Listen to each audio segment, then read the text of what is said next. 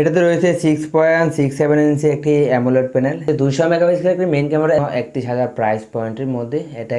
Hello, আসসালামু আলাইকুম, সবাইকে স্বাগতম এলিগেন্ট টেকনোলজি ইউটিউব চ্যানেলে। আমি লুকমান। আজকে আপনাদের জন্য নিয়ে এসেছি 31,000 টাকার মধ্যে টপ 3 ফোন নিয়ে। তো চলুন বেশি কথা না বলে শুরু করে আজকের এই ভিডিও। প্রথমে আমি কথা বলবো রেডমি নোট 40 প্রো প্লাসকে নিয়ে। এটা 6256, 31,000 প্রাইস পয়েন্টের মধ্যে এটা একটা বেস্ট ফোন হতে পারে বলে আমি মনে করি।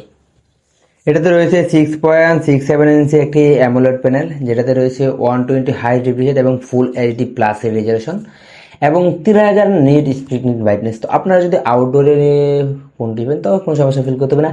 এই প্রাইস পয়েন্টে ডিসপ্লে হতাশ করবে না বলে মনে হয়, সাধ্যের মধ্যে আছে ডিসপ্লেটা।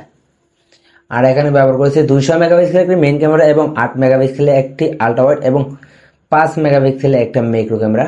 ছবির কোয়ালিটিও বেশ ভালো এবং ভালো ভিডিও রেকর্ড করা যায় এই ফোন দিয়ে। সেলফি ক্যামেরাতে ব্যবহার করেছে 20 মেগাপিক্সেলের একটি সেলফি ক্যামেরা। ফ্রন্ট ক্যামেরা ভালোই ছবি তোলা যায় এই ফোন দিয়ে। এখানে ক্যামেরা এবং ডিসপ্লে দুটো জায়গায় ভালো বলা যায়। এখন যদি ওই ফোনের পারফরমেন্সের কথা বলি, এখানে ব্যবহার করছি স্ন্যাপড্রাগন 7S Green 3। এই চিপস দিয়ে আপনারা গেম প্লে করতে পারবেন হাই গ্রাফিক্সেও মোটামুটি। তো কোনো সমস্যা ফিল করবে না বলে মনে করি, যেহেতু এটা একটা টপ লেভেলের ফোন ধরেছি আমি 31,000 প্রাইস পয়েন্টের মধ্যে। এখানে ব্যবহার করেছে 5100 mAh ব্যাটারি। এখানে একটু কমতির জায়গা বলে মনে হয়, এখানকার যে সময় এই সময়ের মধ্যে একটু কম। তো এর সাথে রয়েছে 30 ওয়াটের একটা চার্জারটা একটু বেশ কমতির বলে মনে হয়, এখানে একটু চার্জারটা বাদ দিতে পারতো। এখন আমরা কথা বলবো সেকেন্ড যে ফোনটা ওইটাকে নিয়ে। সেকেন্ড ফোনটাকে আমরা রাখছি মোটো G96 এই ফোনটাকে। এই ফোনে রয়েছে 6.67 ইঞ্চি একটি অ্যামোলেড প্যানেল, যেটাতে রয়েছে 144 হাই রিফ্রেশ। যাদের রিফ্রেশটা একটু বেশি প্রয়োজন তারা এই ফোনটি চয়েস করতে পারবেন। এবং 50 মেগাপিক্সেল একটা মেইন ক্যামেরা এবং 8 মেগাপিক্সেল একটা আল্ট্রা ওয়াইড ক্যামেরা পাবেন আপনারা। ছবি কোয়ালিটি বেশ ভালো বলা যায়। এখন যদি ওই ফোনের পারফরমেন্সের কথা বলি, এখানে ব্যবহার করছে স্ন্যাপড্রাগন 7S Green 2। এখানে একটু ওই ফোন থেকে একটু কমতির জায়গায় আর কি, তো বেশ না, একটু এদিক সেদিক। তো ওইটাতেও ভালো গেম প্লে করা যায়। তো পারফরমেন্সে বেশ তফাৎ দেখা যায় না এই ফোনটাতে।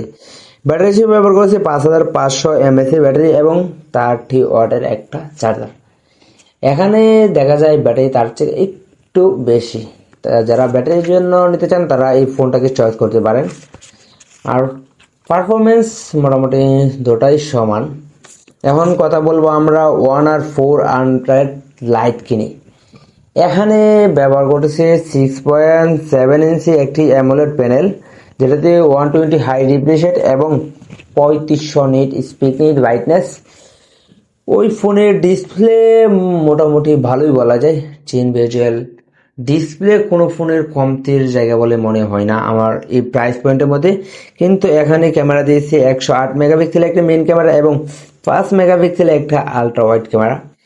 তো এই প্রাইস পয়েন্টে ক্যামেরাও বেশ ভালোই বলা যায়, কোনোটার চেয়ে কোনোটা কম না এই প্রাইস পয়েন্টের মধ্যে। এখানে প্রসেসর হিসেবে ব্যবহার করছে মিডিয়াটেক ডাইমেনসিটি 7025। তো এখানে একটু কমতির জায়গায় বলে মনে হয়। তো ওই যে দুইটা ফোন থেকে ওইটার যে পারফরমেন্স এখানে বেশ কমতির জায়গায় বলে মনে হয়। আর এখানে ব্যবহার করেছে 5230 mAh এর ব্যাটারি এবং 35 ওয়াটের চার্জার। ব্যাটারি নিয়ে কথা বললে এটাও দ্বিতীয় নাম্বারে থাকে আর কি। তো যারা হাই গ্রাফিক্সে গেম খেলতে চান, মোটামুটি গ্রাফিক্সটা একটু ভালো, তাদের জন্য আমি ফার্স্ট যে ফোনটা ওইটাই মনে হয় ভালো হবে। তো আজকে ভিডিও এই পর্যন্ত। আমার চ্যানেল যারা নতুন অবশ্যই চ্যানেলটি সাবস্ক্রাইব করবেন, আর পেজে হলে অবশ্যই পেজটি ফলো করাবেন।